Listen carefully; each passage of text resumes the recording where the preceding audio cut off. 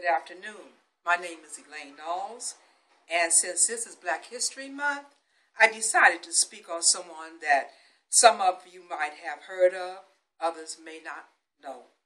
This person is Senator Carol Mosley Braun of Chicago, Illinois. Carol Mosley Braun was born in Chicago, Illinois, August 16, 1947, to Edna, a medical technician, and Joseph Mosley, a Chicago police officer. Her parents emphasized the importance of education and the necessity of hard work throughout her childhood, and she learned these lessons well. A self-motivated individual, even as a youth, Mosley Braun worked in the post office and in grocery stores to finance her own education after high school in 1969. Carol Mosley Braun received her bachelor's degree from the University of Illinois, and her diligence earned her a law degree from the University of Illinois College of Law, which she received with honors in 1972. Mosley Braun worked 3 years as a prosecutor in the United States Attorney Office. Her success as a prosecutor earned her the U.S. Attorney General's Special Achievement Award, focused on housing, health policy, and environmental law. Mosley Braun elected to the Illinois House of Representatives, where she immediately earned a reputation as an uncompromising stateswoman. Her legislative legacy has been her ability to build coalitions comprised of people of all races who are committed to the same principles of efficient government during her first election for state representative. Carol Mosley Braun pledged to make education her top priority. She was the chief sponsor of the 1985 Urban School Improvement Act, which created parents' councils at every school in Chicago. Other education legislation sponsored by Mosley Braun included a bill introduced in 1990, which provided higher salaries for teachers and professors. After only two terms in the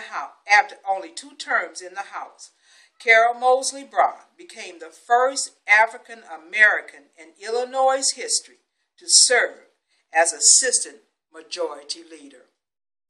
As the late Mayor Harold Washington's legislative floor leader, Mosley Braun was the chief sponsor of bills to reform education and ban discrimination in housing and private clubs.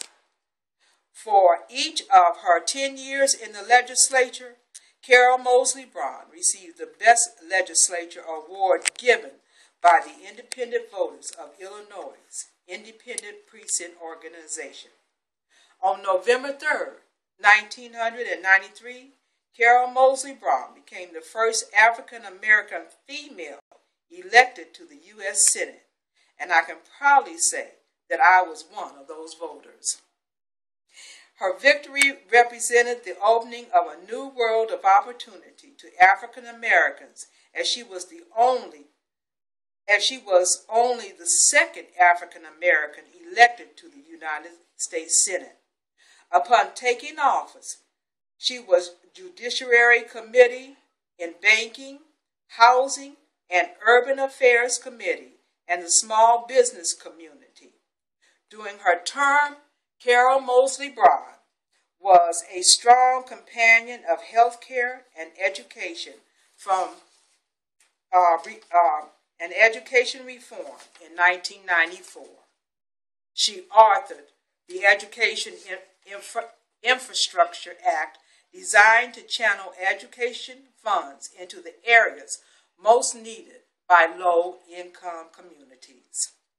After her defeat to Republican Peter Fitzgerald in 1998, Carol Mosley Braun served as the United States Ambassador to New Zealand from 1999 to 2001 under the the appointment from President Bill Clinton.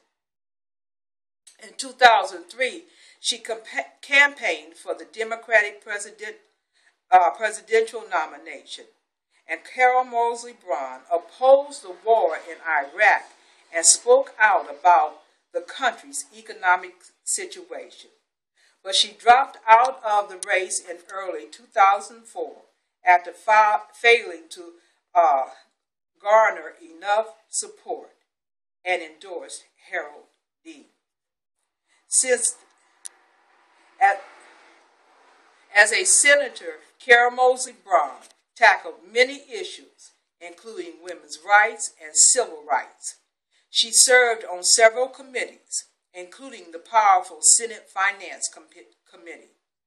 Mosley Braun continued to support educational reforms and called for more restrictive gun control laws. Her time in office, however, was affected by claims that she misused funds from her 1992 campaign, spending the money on personal expenses. While no charges were ever filed, this allegation clung to Ms. Mosley Braun as she sought re-election in 1998.